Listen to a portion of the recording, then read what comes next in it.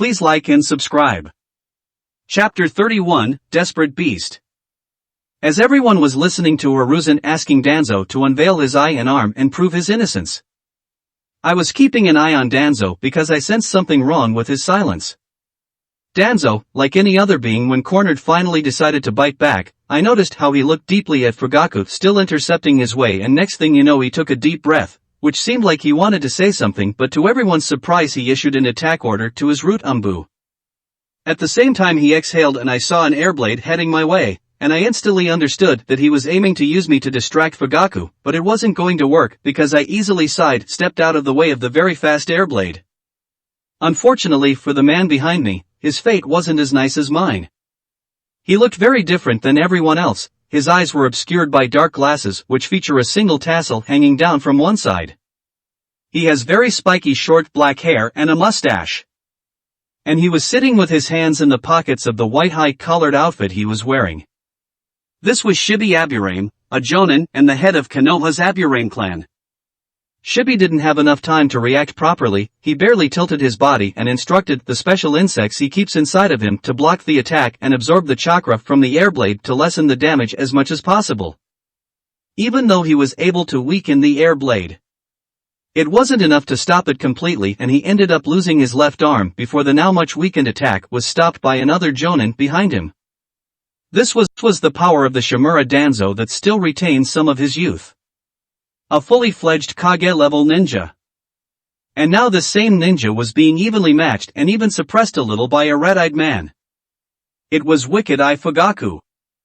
Even without using his Mangekyo Sharingan he was still very strong, deserving of his nickname and position as the Uchiha clan head. The meeting room was wrecked, and before long, Fugaku dodged one of Danzo's punches and retaliated with a kunai stab to throat at the now unbalanced Danzo. Yet Danzo easily dodged it by blowing air out of his mouth, causing Fugaku to miss, and he retreaded the air pressure to retreat, but before he could react, Hiruzen quickly did some hand seals, causing a pillar of earth to appear from the ground beside Danzo's leg, and it connected with his side, sending him out of the Hokage tower with Hiruzen and Fugaku following after him. As for the root members, they were quickly being apprehended by the collaboration of the clan heads and the Umbu that guards the Hokage tower, excluding the injured Shibi Aburame. Meanwhile I also followed after Danzo, and when Heihachi noticed this, he decided to follow to protect me just in case, and he did just that because the moment I jumped out of the tower, a root member that was hiding tried to ambush me but was intercepted by Heihachi using the 8 trigrams vacuum palm, sending a compressed chakra attack blowing the root member away while sealing some of his chakra channels. I simply continued without even looking at the root member from start to finish, which perplexed Heihachi, but he simply followed while thinking, did he allow himself to be ambushed just to test me? Or does he trust me that much? But no one answered his doubts. Meanwhile, in the battle between Fugaku, Hiruzen, and Danzo, Hiruzen summoned a monkey named Enma that turned into a round black staff with gold edges, his famous weapon. While he did this, Fugaku quickly weaved some hand seals before he sent a huge fire dragon at Danzo. Danzo quickly jumped out of the way, but he quickly saw that Hiruzen's staff is expanding and is about to hit him while Fugaku was also running his way, so he dodged the staff and quickly took out a shuriken which he breathed into, coating it with very sharp wind chakra almost like Naruto's Raisen Shuriken Jutsu, and threw it at Fugaku. Just as he was doing this, Fugaku appeared from under him and slashed his right leg off before Danzo could retreat. Indeed, the Fugaku rushing at him was only a shadow clone and was dispelled after it was hit by his wind-imbued shuriken. At the same time, Hiruzen used his mud style to trap Danzo as Fugaku jumped away from his retaliation, and while midair he started preparing another huge fire dragon jutsu. Danzo, seeing this, quickly summoned a giant elephantine chimera, large enough to dwarf the fire dragon Fugaku previously released. It is predominantly dark orange in color with the exception of its trunk, legs and the markings around its eyes. Its feet are striped, reminiscent of those of a tiger, and it also has huge tusks, what looks like a beard, as well as long, sharp claws. It has bandages wrapped around its head and plated armor at the base of its trunk. This was Danzo's personal summon, and it quickly used its ability, opening its mouth and inhaling, creating a powerful suction force that inhales everything within a large radius of itself and immobilizing people around it. And so Hiruzen's mud jutsu failed and he himself was immobilized by the suction force, but Fugaku's fire dragon attack quickly arrived and unfortunately for the summon named Baku, it was its weakness and just like that the moment it inhaled the fire, it was heavily injured and the suction force disappeared along with the summon in a puff of smoke. At this moment I arrived with Hayashi and it sealed Danzo's fate because now there was no escape for him. Very quickly with Hayashi at short range with his gentle fist and other Hyuga jutsu, Fugaku at mid-range with his ninjutsus and genjutsu, and Hiruzen at long range with his Enma staff that could expand and ninjutsu. Danzo suffered a miserable defeat and he made his biggest mistake, he overlooked my presence, the presence of a kid, being even the careful and cunning Danzo didn't think it was dangerous because of how stressful his current fight is. Yet after he deflected a kunai Fugaku sent at him, the same kunai still in the air behind him transformed into the kid he overlooked and without wasting any time slashed his now unveiled pale white right arm with two eyes embedded in it and grabbed it while retreating away. Danzo was shocked, but before he could react Fugaku already stabbed him in the head. And yet this Danzo simply faded away and he reappeared a small distance away from us intact with the only difference being one of the two eyes on the pale hands slowly closed. TCH, even if you cut his hand away he can still use it huh, I thought as I watched how Danzo was looking at me cautiously this time without letting his guard at all. While the trio of Fugaku, Hayashi and Hiruzen looked shocked because even though Fugaku knows about the Izanagi from the Uchiha stone tablet inside the Naka shrine, he never saw it being used.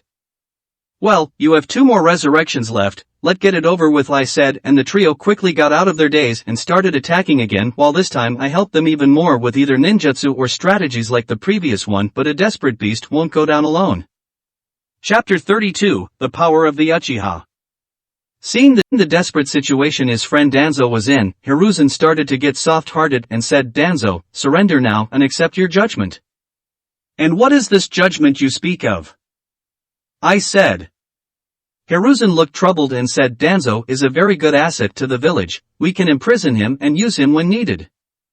The battlefield turned dead silent with everyone looking at Hiruzen with stupefied faces, including Danzo what a useless Hokage they thought as they felt disappointed and even the people close by in the Hokage tower and the street felt the same. Hayashi-san, Fugaku-san I suggest both the Uchiha and Hyuga leave the village if it's still ruled by this incompetent person, what do you two think? I said with a serious face. A fast reply to my question followed but not from Hayashi and Fugaku but from Hiruzen kid what are you saying, are you trying to cause the fall of the village? No, I am leaving that for you to do, and you already did, now shut up and deal with this guy in front of us, or are you buying him time to think of a plan? I had a suspicious look and I really felt like it's possible. Hiruzen felt frustrated with the kid telling him to shut up but he knew it was his fault, he's just acting selfish to spare his friend uncaring of others' feelings or what harm he will cause, what a great Hokage he is. Enough Bakorio, we need to focus on dealing with Danzo said Fugaku with a disappointed look on his face while looking at Hiruzen, the same look was on Hayashi's face, and it reminded Hiruzen of Minato's and Kushina's faces that he just saw causing him to feel that guilt again and focus properly on dealing with Danzo. We will talk about what the kid said later, get into formation Hiruzen said and so they started attacking Danzo the same way as before but this time something was different, Danzo indeed formulated a plan during this pause. Usually the moment Hayashi attacks Danzo with his gentle fist, Danzo will either retreat or counter it with his own taijutsu or attack back with sharp wind blades and bullets. This time however as Hayashi attacked and was expecting Danzo to dodge like usual, he saw that his fist connected with Danzo's right shoulder but at the same time Danzo hit him back with his left hand and sent him flying away. As Hayashi was sent away, Fugaku took the opportunity with Danzo's right arm currently immobilized thanks to the effect of the gentle fist and attacked from that direction while Hiruzen created a distraction with his staff by attacking from the left. Danzo leaned back and evaded the staff, but he saw 2 shining red eyes from his right peripheral vision so he tried to jump away but a dark flash passed and his right arm started flying in the air while rotating slowly. All of this happened instantly. From Hayashi's attack to Hiruzen distraction to Fugaku taking advantage of the unexpected situation, their teamwork was almost perfect. This is experience, even if they never fought together before they quickly knew how to get the best out of the situation I thought as I looked at the events unfolding. Danzo quickly followed by inhaling deeply and sent a sharp air wave that seemed to target Fugaku but he quickly changed the direction of the attack with the target being the now standing Hayashi, and I instantly understood that something was bad. Hayashi was both surprised and fearful because he found out he can't move his body as dark seals started appearing around his body and expanding towards his face, and both Fugaku and Hiruzen were away from him. Was it when he sent me away, thought Hayashi as he felt his fear growing, looking at the very sharp wave getting closer and closer to him, and knew he couldn't free himself in time. Is this the end, thought Hayashi for one last time, or so he thought, because a kid with terrifying reaction speed and reflexes quickly took out a huge shield that covered his whole body and jumped in front of him, causing Hayashi's eyes to widen in shock. Screesh. A weird sound of something trying to cut metal was heard as that airwave connected with the kid's huge shield, causing sparks to start flying everywhere and pushing the kid along with the person he was protecting back. Unfortunately, that shield didn't hold for long and split in half, but it served its purpose, weakening the airwave. So next the kid took out a double-edged short sword and held it with both hands from the hilt and tip horizontally in front of him, intercepting the airwave again. This time he was pushed back, but there was no sparks, and after going through many houses leaving them split in half and destroyed, he finally stopped, and his appearance looked really bad. Clothes tattered, body drained, legs injured and fingers broken. This is what happens when a Chunin-level body blocks a Kage-level attack, and he was lucky having such hard swords that didn't break easily. Thank God I got that shield while training the past week, but this is really bad, I thought as I looked at the man that was sent away with me.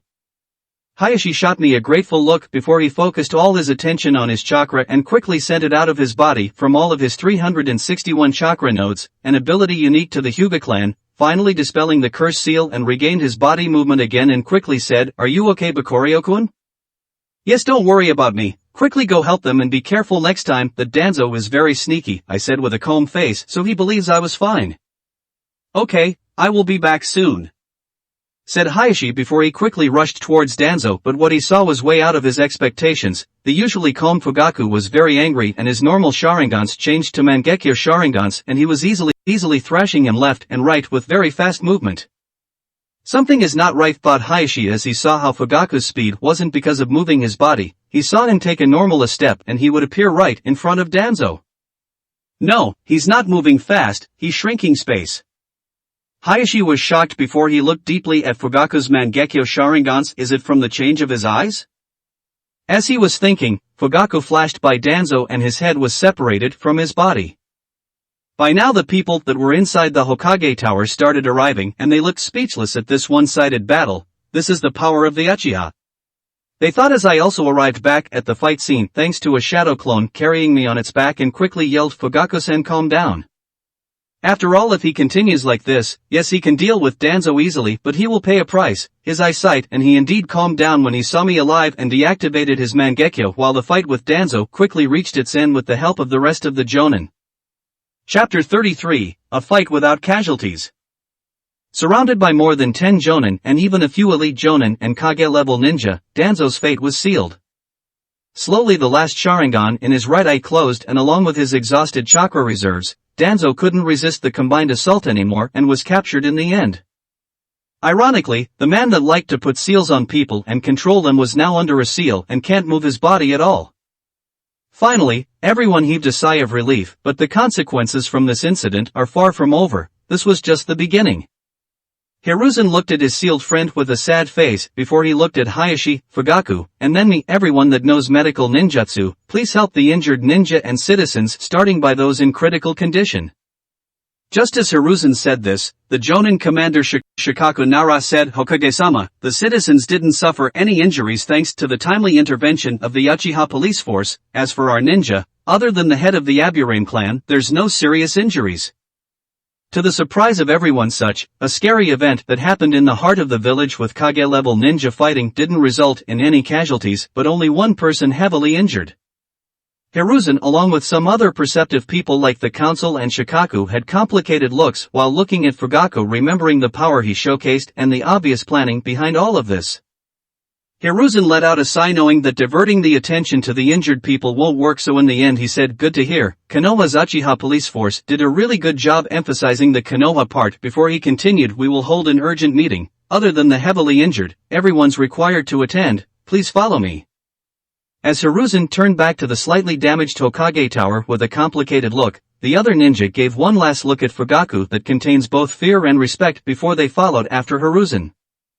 As for me, I was sitting on the floor with Fugaku and Hayashi looking at me with worried faces as a skilled medical ninja was trying to assess my injuries, and without hesitation he started casting an anesthetic jutsu when he saw just how many broken bones I had, especially in my hands, which lessened the terrible pain I was going through since I'd been gritting my teeth for a while now. Next, the medical ninja said to Fugaku, "We need to take the kid to the hospital to treat his broken bones. I don't have the proper tools to treat him here." Before Fugaku could reply, Hayashi was already saying, "Please take care of him. I will also send a Hyuga medical nin to not miss any hidden injuries." Fugaku looked at Hayashi and thought, what the hell, when did this arrogant bastard turn so nice, but didn't say anything since this is for the good of Bakorio, and decided to send Itachi to take care of him since he was still nearby helping the citizens. I didn't reply because the anesthetic really got me dizzy, so my clone replied, "Thank you, Hayashi-san, you guys should go. I will send a clone to accompany you to the meeting," and created another clone because I really want to attend that meeting. Saying our goodbye, I thought finally the plan to deal with these mummified flies is about to end. Indeed, the target of the plan from the start was the whole council, not just Danzo. And everything was agreed upon from the start, from how Naruto acted friendly towards me in front of everyone, to what information Minato revealed to Hiruzen saying I was just helping them and Naruto, but never mentioned that I was also planning on freeing Kurama or reviving them, and for this I just used the same device I gave to Mukai since Naruto also has one on him. Next, knowing that all of this was going to make a mess, we decided to kill two birds with one stone and leave the protection of the people to the police force under the leadership of both Anabi and Tekka along with Shisui and Itachi to satisfy their obsession and craving for peace, and letting them gain a deeper understanding that a well-planned risky situation can become very safe, and the results are clear, no casualties. I also told Fugaku about my friendship with Hayashi, which shocked him to no end since the Hyuga and the Uchiha never met eye to eye and there was always conflict between them. But no more very soon, only rivalry at best, and Hayashi did his job on the previous meeting by showing his support to corner Danzo. As I was taken to the Konoha hospital, two skilled medical ninjas started quickly treating my injuries, one of them being the Hyuga that Hayashi promised, and they were surprised at how much pain the kid can handle. When they were done, two dark-haired teenagers visited me. One's hair was long while the other was short and unkempt, and of course they are Itachi and Shisui. I had my guard up a little when I saw the uninvited Shisui since I am still wary of his Mangekyo Sharingan, but for now I trust one can react if I see the slightest change in his eyes, and in the future I will make sure to learn from Mukai how to program one's body to automatically follow a certain command or action when under special situations like Genjutsu. This is the same thing Danzo used against Shisui in the canon, but instead of killing himself like Mukai, his command was to activate his Anaji, allowing him to escape the effect of Koto Amatsukami. As for me, I will use my command to issue a load command. Itachi and Shisui looked at my broken hands and legs in worry and said, "Are you okay, Bakorio?" "Obviously not, cough cough," I said as I coughed a little because of my recently fixed broken ribs, causing Itachi to say, "Don't talk if you find it hard." "Don't worry, how's the meeting going?" I asked after all my treatment took a while to finish.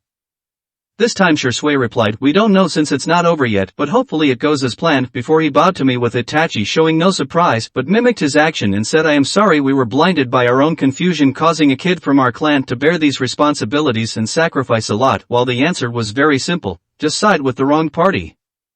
The fact we thought that the clan was one side and the village another meant we already regarded the clan as an enemy of the village, while in truth the enemy of the village was ruling it from the dark, and we let the darkness blind us from the correct path. "Stop and raise your head," I ordered with a cold face. "You need to apologize to the whole clan, not just me, but especially to Fugaku-san, since he had to carry this responsibility for years and years while you two ignorantly painted his actions as a man with no care for the village and only made it harder for him." Before I deeply looked at Shisui, "After all, I am sure if you revealed your power, you would have also told the useless council about it, causing any plans he can do with it to go down the drain. Just learn from this and grow up." Feeling ashamed, both decided to apologize properly later. Meanwhile, at the meeting. Chapter 34, Meeting in Politics. While Bakorio's real body was getting treated inside Konoha's hospital, the clone that accompanied Fugaku and Hayashi to the meeting was coldly observing the council members and the politics they want to play. "I am sorry everyone, I was really incompetent as a ninja and a leader and ended up causing the current situation," said Hiruzen with a sad face. And someone in the crowd quickly said, "Hokage-sama, it's not your fault, no one thought Danzo would go that far." Oh, so Hiruzen starts by playing the sad card to gain some sympathy, and one of his supporters quickly interjects by shifting the blame from him and the council to Danzo alone. TCH, I really just want to kill all of them, I thought as I signaled to Fugaku secretly to start as planned. Fugaku snorted and said in anger, not his fault? He's the Hokage. He approved of every decision Danzo made and even granted him too much power by letting him create his own Anbu division, and you say it's not his fault? Indeed, it's the fault of all the council members. Most people in the crowd were already disappointed in the Hokage, so they agreed with Fugaku and nodded their heads. His show of power helped, since if it was before they would still hesitate to side with him. Add to that the Hyuga taking the lead in supporting the Uchiha, their decision wasn't that difficult. Hearing what Fugaku said and seeing the people agreeing with him, Hiruzen thought, it seems we won't be able to defuse the situation, let's at least try to maintain the position of the council, and said, indeed, I trusted Danzo a lot and we ended in this position because of it, especially the Uchiha clan. They suffered a lot from this. That's why I hope to get them away from the outskirts of the village back to the center so they can do their job better in protecting the civilians like everyone saw today, resulting in a miracle of 0 casualties. Ha ha ha ha, I laughed so hard inside my head that my mouth started twitching and my cold facial expression almost broke. He truly think that tempting Fugaku with this will solve everything. Indeed, the Uchiha always wanted to go back to the center of the village, but it lost its meaning now, you old fool. Oh wait, he's probably younger than me, never mind, I thought. Fugaku felt the same and wasn't moved at all by this offer. The Uchiha clan doesn't care about going to the village center. We want the people behind our suffering to be punished and replaced by competent people. This requires the immediate execution of Danzo and you 3 leaving your power. This time Fugaku looked at them coldly and said, this village doesn't need a Hokage without power the way you did with the fourth. Hamura, the man that wears glasses, slapped the table and said, how dare you refuse us when we gave you what you always wanted, and you even want to remove us from power. It seems your Uchiha clan wants to take over Konoha.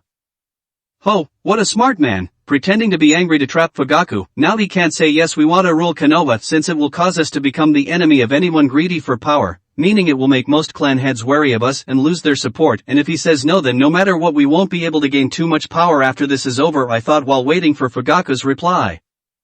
This reply will determine how the meeting is going to continue, so everyone was also waiting for it, and Fugaku didn't take long and said, an elder with your same position decided to betray the village for his own selfish desires, kill its citizens and ninja for his experiments, and doesn't care about the consequences of his actions at all.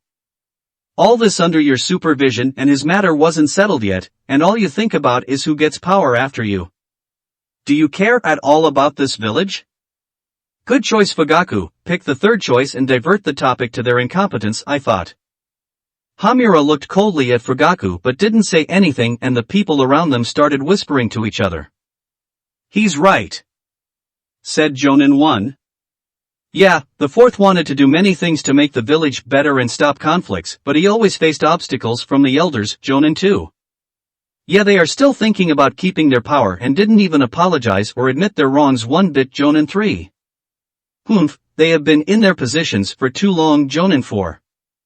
Hearing the whispers, the council's faces changed and Hiruzen too was the same, so he quickly tried to defuse the situation. Everyone, we all make mistakes, of course the elders aren't thinking about keeping their power and authority, they are just worried about the village and they don't want it to be in the wrong hands.